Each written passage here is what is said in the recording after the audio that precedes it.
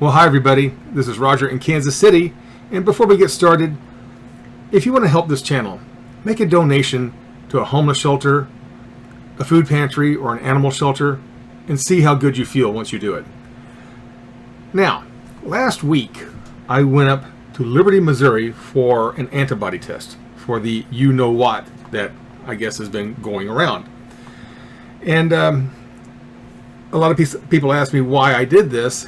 Well, back last January, I had a really bad bout with the flu. And it was the flu. I was diagnosed with the flu, and they even gave me Tamiflu, which I guess kicked it.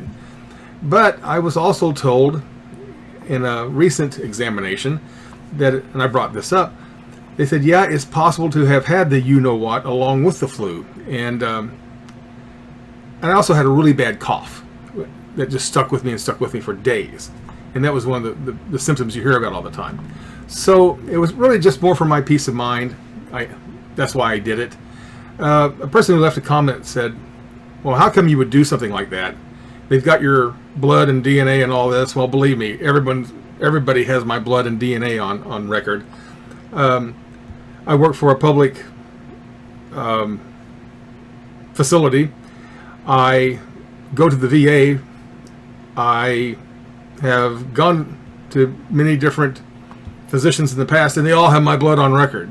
So I'm not trying to hide anything.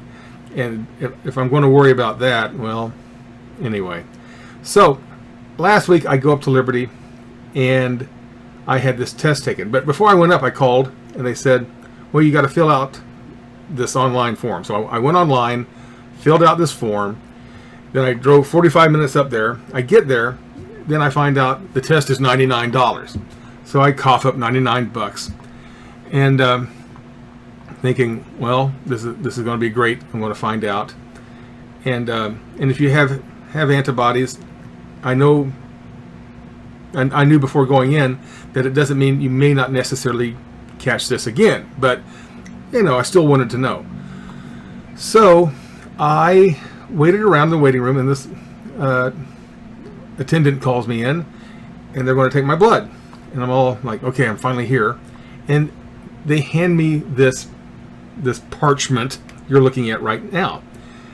And before they would take my blood, I had to read and sign this.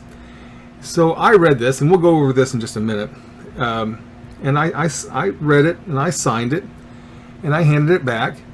And I said, I don't need a copy of the signed copy, but could I just have a copy of this statement that I'm signing? And the person who handed it to me kind of gave me a surprised look, like they'd never been asked that before.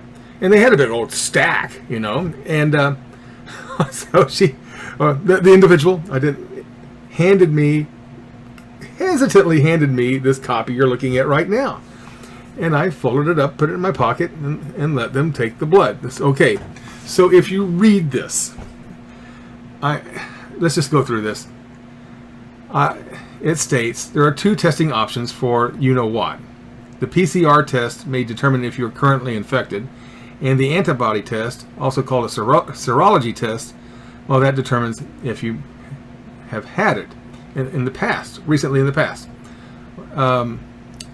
Alternatively, and I quote, this test may find antibodies to a different you-know-what virus, which is caused by the common cold. A positive test may mean you have had any you-know-what, not just the current you-know-what that's going around. And I hope you're reading along, because you-know-what is that word. No antibody test is approved by the FDA, but some have been given special approvals, like this one.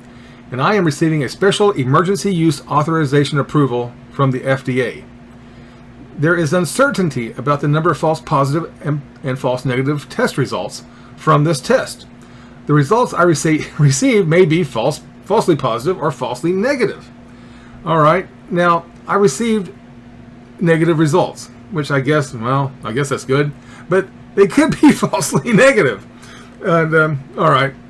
Currently, there is not enough information available about the test to know if a positive test result means that I definitely had you-know-what, because the test may detect antibodies related to other you-know-what strains that cause the common cold. This would result in a false positive result.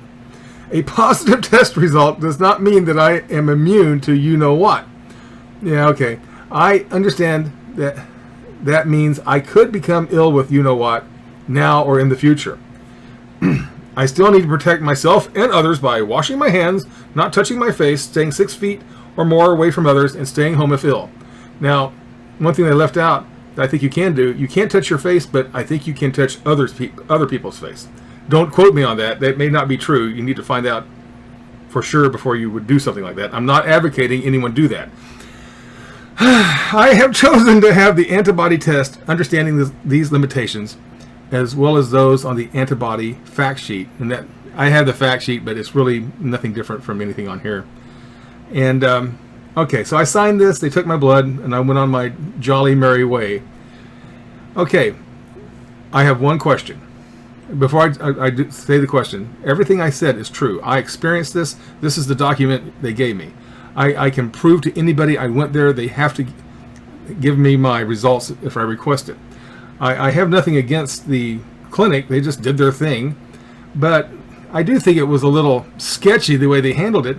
Had they had this on the website, I probably wouldn't have gone.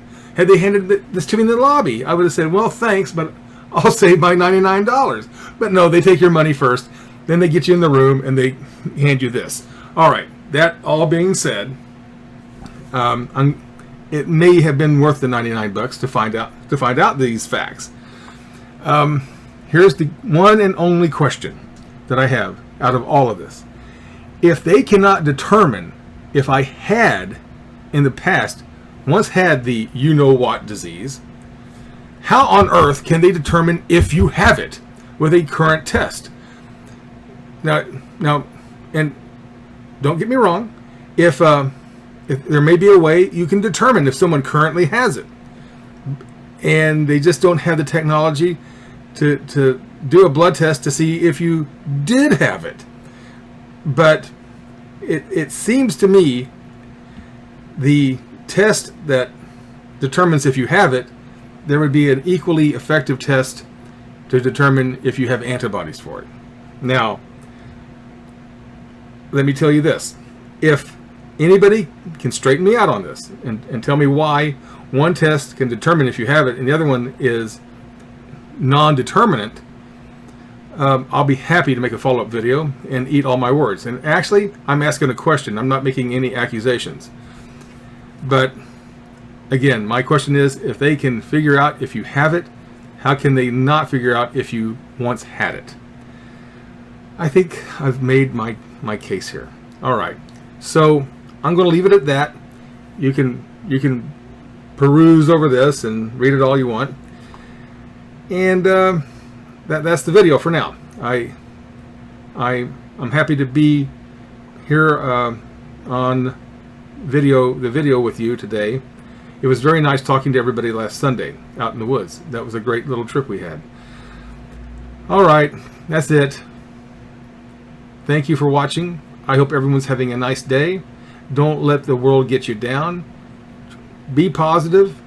Be happy. Life is good. We just have to find the good in it. All right. I'm Roger in Kansas City. Thank you again for watching. I'll be talking to you soon. Bye-bye.